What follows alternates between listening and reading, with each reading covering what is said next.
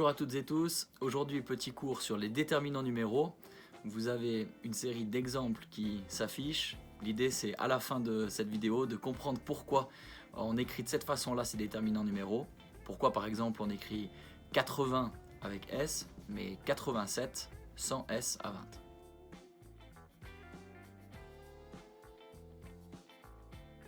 La règle générale est relativement simple. Les déterminants numéraux cardinaux, ceux dont on parle aujourd'hui, sont invariables. On ne les accorde pas. Je vous donne deux exemples.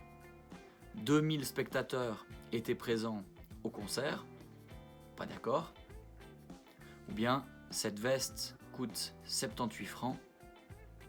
Pas d'accord non plus. Ça, c'est le principe, la règle générale.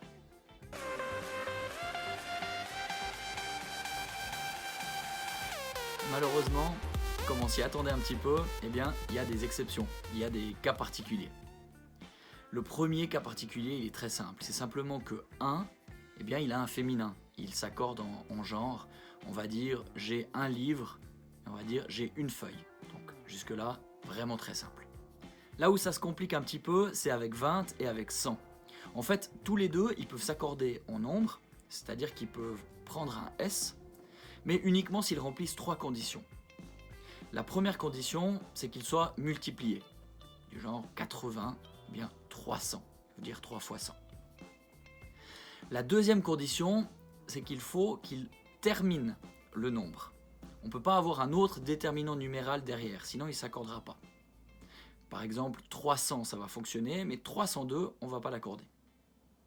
Puis la troisième condition, eh bien, il faut qu'il ne signifie pas 20e ou bien centième. Du genre, la page 300 du livre, on ne va pas accorder parce que ça veut dire la 300e page du livre. On va essayer de montrer ça avec quelques exemples.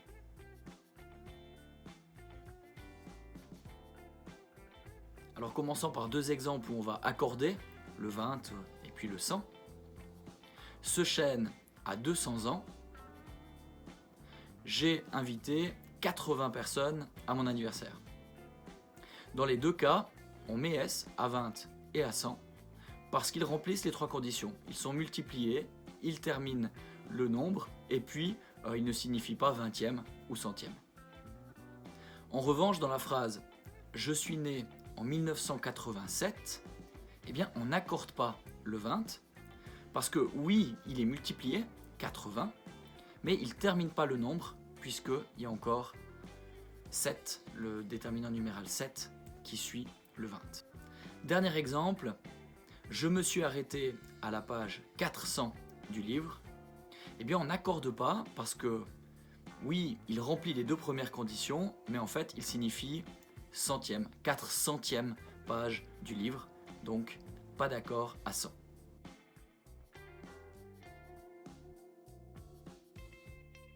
Petit rappel, milliers, millions, milliards s'accordent parce que ce sont des noms et pas des déterminants. Donc on dira bien, nous sommes des milliards sur Terre. On met évidemment S à milliards.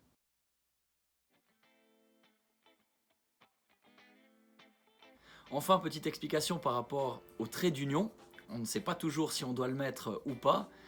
La règle que vous voyez certainement la plus souvent appliquée, c'est celle qui dit qu'on met un trait d'union pour les nombres complexes en dessous de 100 quand il n'y a pas de « et » dans le nombre.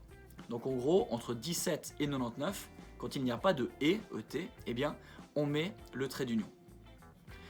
En gros, on va avoir 18 avec un trait d'union entre 10 et 8, 42 avec un trait d'union entre 40 et 2, mais pas de trait d'union à 31. Ça, c'est l'ancienne règle d'orthographe. Depuis la réforme orthographique, la nouvelle règle propose de mettre partout le trait d'union pour les nombres complexes, donc y compris quand il y a le « et » y compris au-dessus de 100.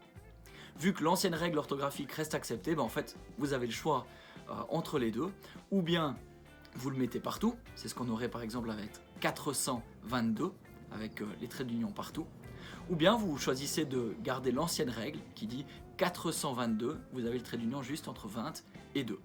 À vous de choisir ce que vous préférez et ce que vous trouvez le plus simple. Voilà, j'espère que les explications étaient claires, que vous êtes maintenant plus à l'aise avec les déterminants numéraux. Vous avez quelques exercices à faire qui se trouvent sous la vidéo. Bon travail et bonne semaine!